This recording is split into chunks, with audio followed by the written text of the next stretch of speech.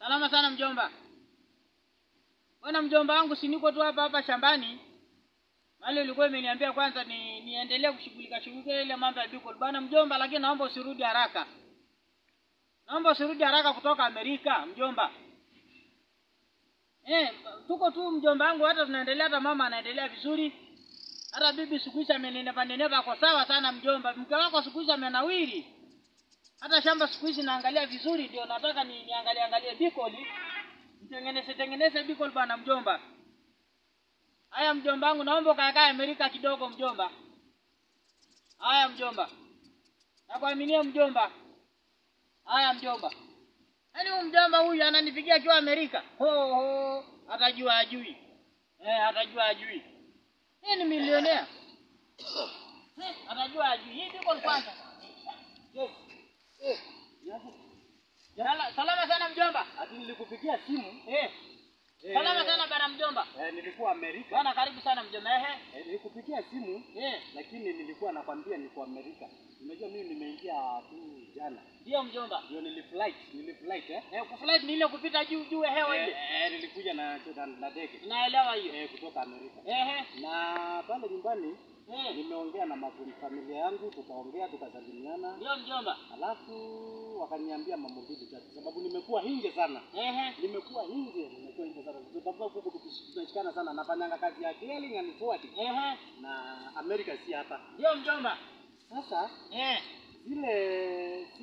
zile kuna ile nini nasikia. Kuna shida nasikia kwa hii plot yangu. Hii shamba kweli kabisa mjomba. Nimeangalia vizuri shamba. Nimeongea na bibi usiku. Nimeongea na kijana wangu mkubwa. Na akaniambia tafadhali dadi. Nenda uongee na mjomba. Nenda uongee na mjomba. Ni ule mjomba mkubwa. Mwenye anaitwa Chipukizi. Mama yangu Unaona? Ule mjomba anaitwa Chipukizi.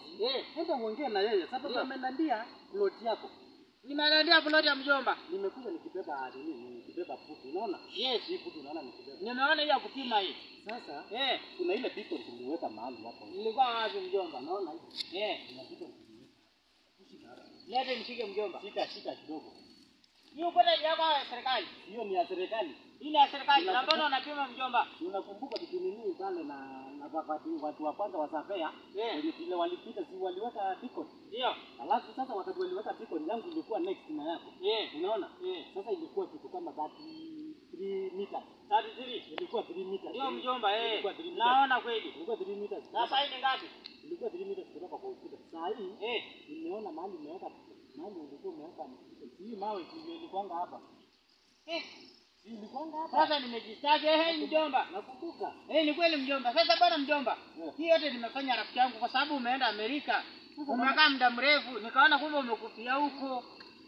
Sasa unaona ile ujinga sasa unafanya. Sio hivyo bwana mjomba, si ujinga mjomba. Yaani wewe nisamehe uko after kipo ni kama unanibebea life yangu. Hata Mombasa mtu akiingia Mombasa, kuingia ni rahisi, kutoka ni ngumu. Sasa mimi nilijua wewe umeenda Amerika, sijui Japan, sijui England, sijui wapi, sijui UN, sijui. Mimi nikajua umeenda kudedi huko. Sio shamba mimi nikanyakua. Ndio maana nikahamisha Bicol. Mjomba uko na shamba kubwa zaidi, hata unaweza nisaidia. Sasa hii nataka ujue utanifuata na utanifuata sana sababu nimeenda kushughulikia life yako. Sasa bwana mjomba, naomba usiende kwa waganga bwana mjomba. Mjomba yangu. Bwana mjomba, mjomba.